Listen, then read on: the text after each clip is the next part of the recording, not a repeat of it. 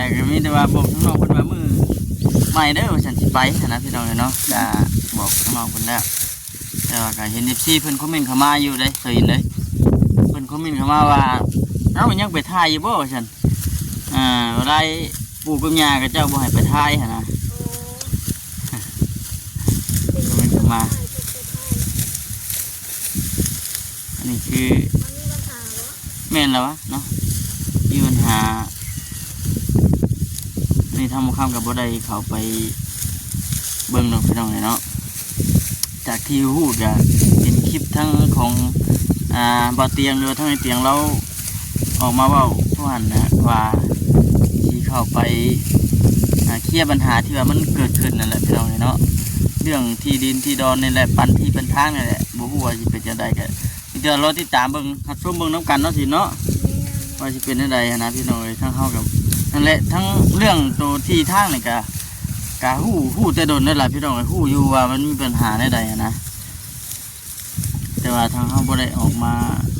แต่ว่าทางเฮาก็บ่ได้ออกมาเว้าแล้วก็บ่ได้ถามไทยทั้งน้องๆเพิ่นดอกเรื่องนี้ก็มีแต่ว่าจากที่ได้ยินทั้งน้องๆเพิ่นเอ่ยมาเท่าใดก็มีแต่ว่ารอทางบ่อเตียงเพิ่นมาตัดสินให้นะแล้วก็ทางทีมงานก็บ่ได้ถามไทยเจ้าจิ้มไปหลายอย่างหลายแนวแต่ว่าเราลุ้นเราเบิ้งจาก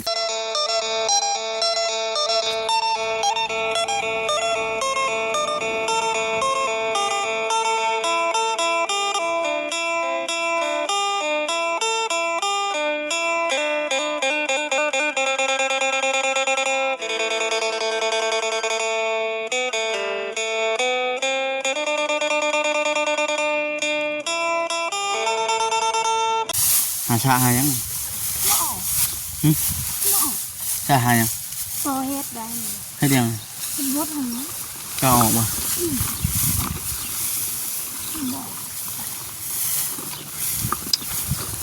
ไปฮะไปเกี่ยวเข่าค้ำมื้อนี้เป็นอีกมื้อที่2พี่น้อยเนาะเมื่อวานนี่ก็ยุดไปแล้ว1มื้อนี้เป็นมื้อที่2บุดเริ่มออกแล้วเนาะอ่อนมาใช่ไหมบุกอีกมื้อนี้แม่นเบิดข้าวสุกบ่มื้ออื่นแม่นมัดมื้ออื่นนี่แม่นมัดข้าวแก่ขึ้นมาอันนี้ยังแต่ข้าวเขียวนี่พี่น้องข้าวงั้นเนาะงั้นก็บ่แม่นงั้นก็บ่แม่นว่างั้นปานใดเลยงั้นนี่มันเกือบจะเข้าเดือน1พุ่นน่ะเบิดเดือน12พุ่นน่ะว่าข้าวงั้นน่ะดีก่อนอื่นก็ก่อนอื่นก็ทักทายสบายดีเด้อพี่น้องเด้อทักทายสบายดีกันเบิดสุขสุขคนพี่น้องพ่อพบเจอกันอีกคือเก่าลมเด้อบาดเถอะ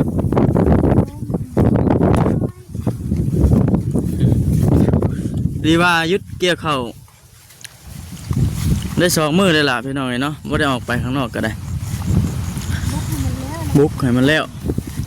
เกี่ยวจับสอินทางจะพอแล้วเอาจักตัดบอกคำก็สินี่เอาอันเกี่ยวก็เอาพี่น้องเนาะค่อยก็ไปทำไปกันตอนนี้เกี่ยวข้าวเจ้าพี่น้องตอนนี้เกี่ยวข้าวเจ้าตอนนี้ลงมาบุกกันรอบบ่ายไปล้มใช่ไหมพี่น้องเลยยังบ่ทันได้ออกไปข้างนอกก็เลยถ่ายคลิปให้ FC ได้เบิ่งแต่ล่ำคลิปลำใดนี่เป็นอันนี้ดวงเลยดวงมันดัน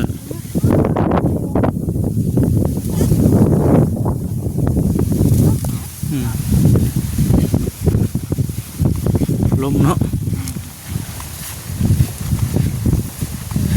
แรกบ่ให้ใหญ่นะเลยตอนนี้เนาะ1 2 3 4ให้อันนั้น1 2 3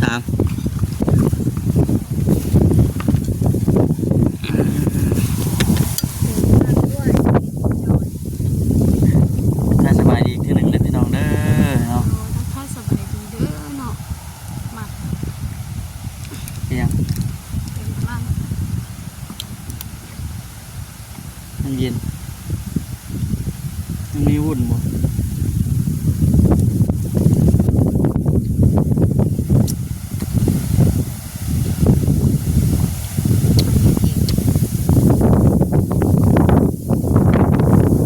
ขาดตัวที่นี่นะ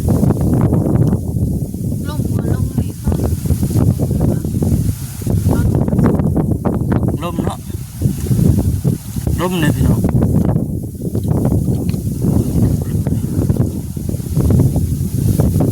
บรรยากาศอะไรครับทางพี่น้องที่ได้เบิ่งน้ำกัน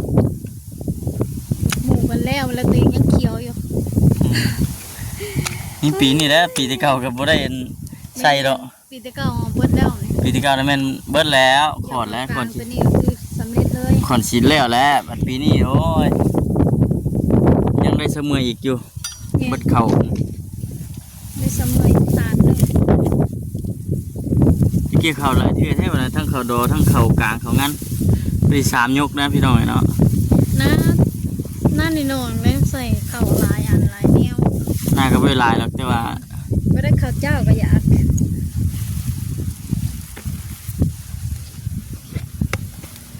สิตั้งกล้องไว้อยู่พี่แหล้ว คือขั้นบุญบอก ข้างหน้านี่แหละ ตรงนี้พี่น้องคุณจะเห็นอยู่ว่าเนาะ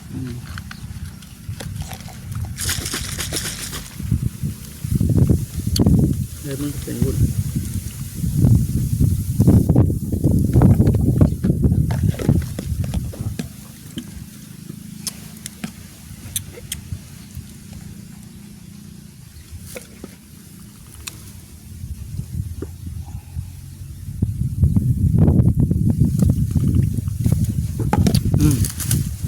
บอกเลยกะมีเรื่องหนึ่งนะมื้อนี้นะทางน้องตุ๊กคุณโทรมาหาอยู่มื้อนี้ บอก อ่ะ น้องตุ๊กตุ๊กมายัง จักคุณโทรมาว่า ขี้งอนบอก มื้อนี้สิมาอยู่บ่ฉันมื้อนี้สิมาอยู่บ่ฉันนะพี่น้องเพิ่นโทรมานะโทรมาถามแค่ว่ามาแล้วสิ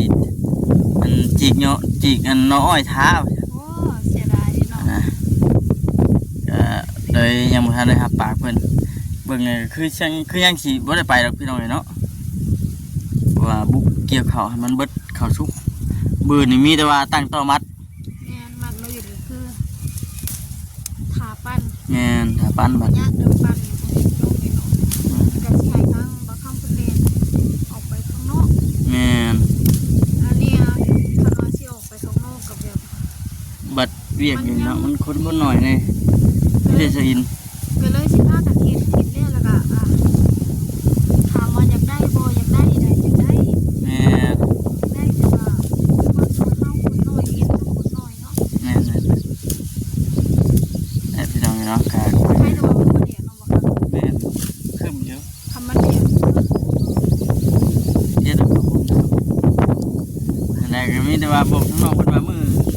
ใหม่เด้อว่าฉันสิไปนะพี่น้องเนาะก็บอกน้องๆเพิ่นแล้วแต่ว่าก็เห็น FC เพิ่นคอมเมนต์เข้ามาอยู่เด้เคยเห็นเด้เพิ่นคอมเมนต์เข้ามาว่าเอ้ามันยังไปถ่ายอยู่บ่ว่าฉันเวลาปู่กับย่าก็เจ้าบ่ให้ไปถ่ายหั่นนะคอมเมนต์เข้ามาอันนี้คือ มันมีปัญหาเหรอ แม่นแล้ววะเนาะมีปัญหาอันนี้ทำมาข้ามกับบ่ได้เขาไปเบิ่งดอกพี่น้องเลยเนาะจากที่ฮู้จะเป็นคลิปทั้งของบ่อเตียงหรือว่าทั้งในเตียงเราออกมาเว้าผู้หันนะว่าสิเข้าไปเคลียร์ปัญหาที่ว่ามันเกิดขึ้นนั่นแหละพี่น้องเลยเนาะเรื่องที่ดินที่ดอนนี่แหละปันที่เป็นทางนี่แหละบ่ฮู้ว่าสิเป็นจังไดก็เดี๋ยวเราติดตามเบิ่งรับชมเบิ่งน้ำกันเนาะสิเนาะว่าสิเป็นจังไดนะพี่น้องเอ้ยทั้งเฮากับนั่นแหละทั้งเรื่องตัวที่ทางนี่ก็ฮู้แต่โดนนั่นแหละพี่น้องเอ้ยฮู้อยู่ว่ามันมีปัญหาใดๆนะแต่ว่าทางเฮาบ่ได้ออกมาแต่ว่าทางเฮาก็บ่ได้ออกมาเว้าแล้วก็บ่ได้ถามไทยทางน้องๆเพิ่นดอกเรื่องนี้ก็มีแต่ว่าจากที่ได้ยินทั้งน้องๆเพิ่นเอ่ยมาเทื่อใดก็มีแต่ว่ารอทางบ่อเตียงเพิ่นมาตัดสินให้นะแล้วก็ทางทีมงานก็บ่ได้ถามไทยเจ้าจิ้มไปหลายอย่างหลายแนวแต่ว่าเราลุ้นเราเบิ่งจากที่เห็นในคลิปของบ่อเตียงเพิ่นว่าคลิปมื้อคืนนี่บ่เนาะเพิ่นว่ามื้ออื่นสิขึ้นไปเคลียร์ให้มันจบมันสิ้นนะแต่ว่าดินตอนนั้นน่ะ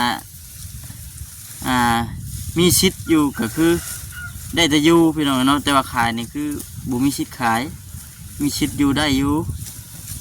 แต่ว่าขายนี่มันบ่ได้ขายน้องแต่ก็อยู่ได้น้องไล่ก็อยู่ได้มูลวันน้องแต่เพื่อนนั้นบ่อยู่ตามคำก็ว่าผิดว่าถูกเนาะทั้งน้องแต่เพิ่นบ่อยู่แล้วก็น้องๆเพิ่นและอยู่น้องตุ๊กน้องติ๊กน้องมิกกันแหละเพราะดินตอนนั้นกับทางผู้รักผู้ใหญ่เพิ่นซื้อให้ผู้ขึ้นผู้ชานให้อยู่เอาจำได้กับชีพขออย่างหลายพี่น้องเนาะเดี๋ยวเขาก็ฝนสวยฝนสิฮอดคันแหละโว้ยพี่น้องเอ้ยอะไรก็ฝากครับเป็นกำลังใจให้เด้อพี่น้องเด้อเนาะเบิ่งตั้งกล้องไว้ก่อนมาค้ำก็ได้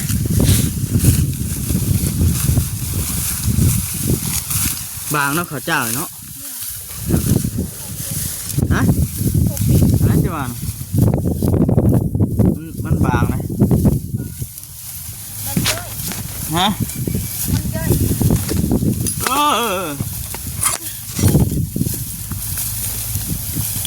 ตั้งกล้องก็ยังมี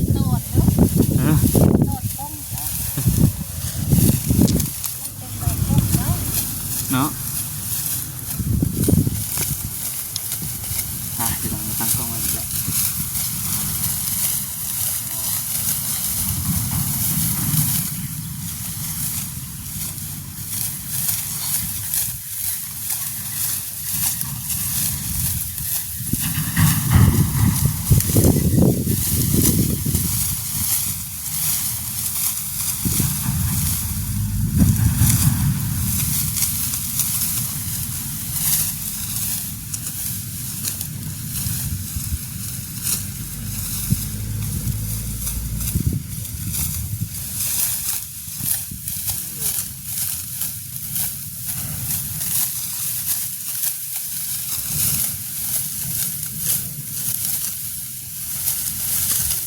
วันคานบ่ ฮะ วันนี้วันคาน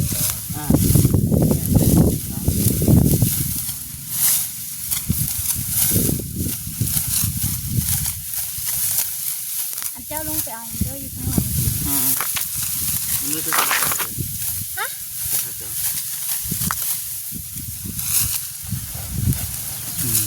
แล้วพอดีกันพอดีกัน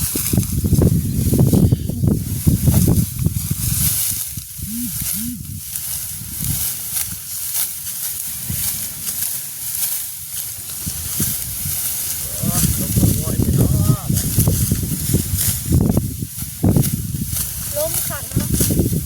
นะล้มคักเหรอล้มคักที่นี่บอลที่เด็กเลยที่จะล้มเด็กโบแห้งนะจะล้มหลายกว่า ล้มไอ้ต้อยพี่น้อง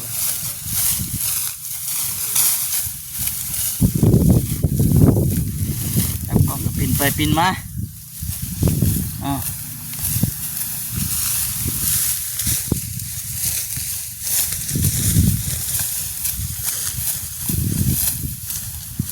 เช้าก็อยากหนาวเลย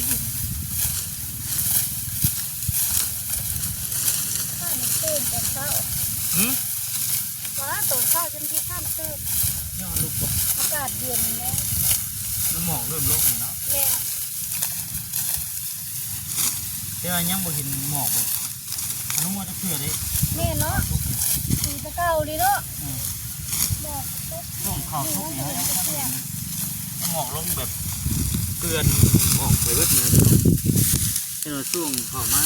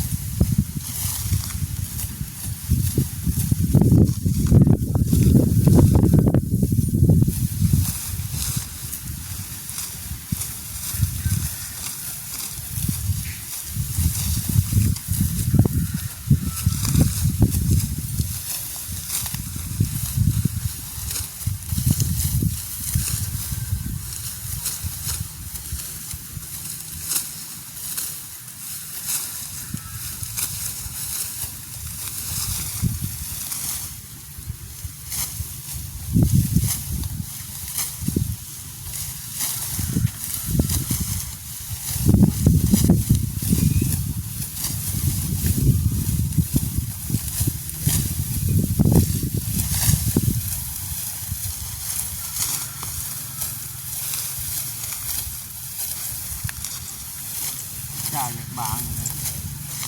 พวกหนึ่งกับคอหนึ่งกับอยู่ในประมาณ3 พวกที่เขาขาก็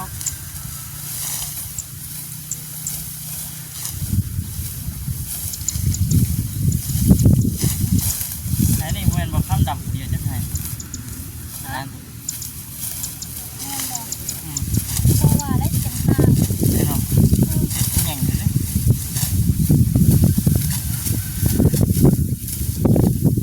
คนดำยังลำบากเลยนะพี่น้อง แข็ง แข็งแข็งแห้งขนาด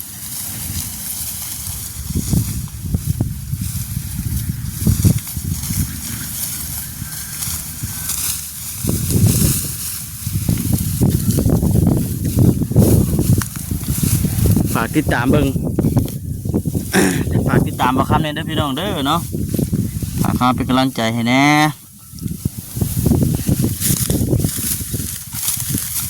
2 มื้อแล้วบ่ได้ออกไปข้างนอกว่าบุกเกี่ยวเขาให้มันเป็นบุกเกี่ยวกับทุกเนี่ยเฮาก็คือสิได้ค่าอีกประมาณอาทิตย์หนึงคิดปลายอันนี้บุกเกี่ยวของงานต่อพี่น้องเนาะที่ขึ้นโจ้เพิ่นมีดอก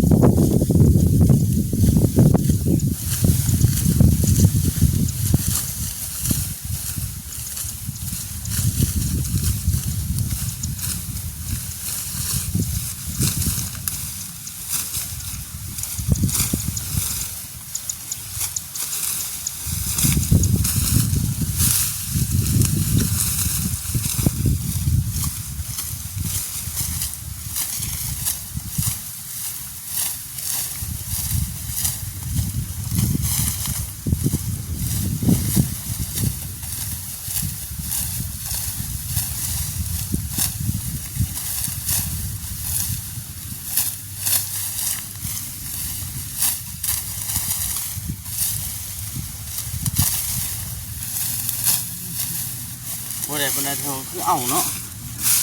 บ่ได้ปานใดคือเอาจ้ะฮะว่าเป็นพนอนคันเลยได้พุ่นไว้เนาะ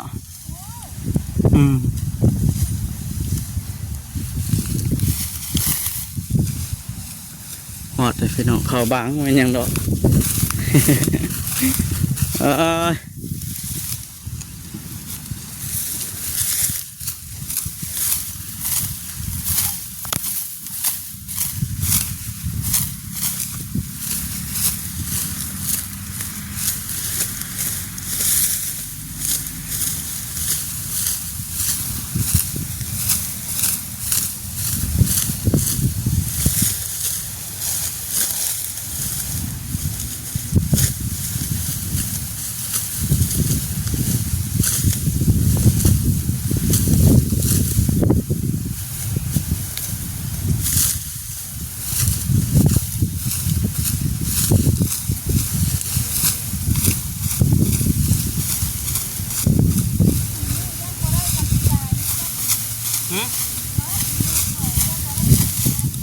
ทีนี้ว่า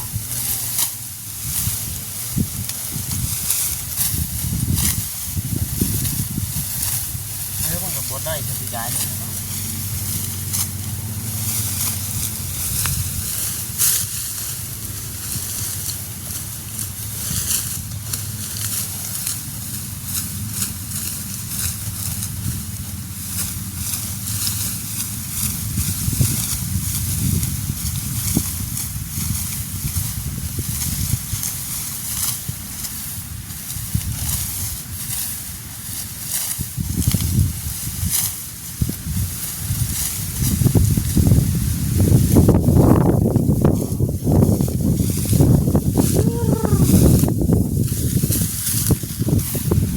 พี่น้องคลิปนี้ก็คือสินั่นนี่แหละ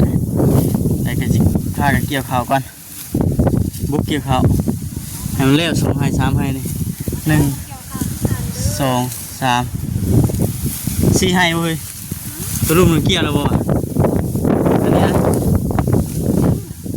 น้อยยังอยู่โอเคพี่น้องสบายดีเด้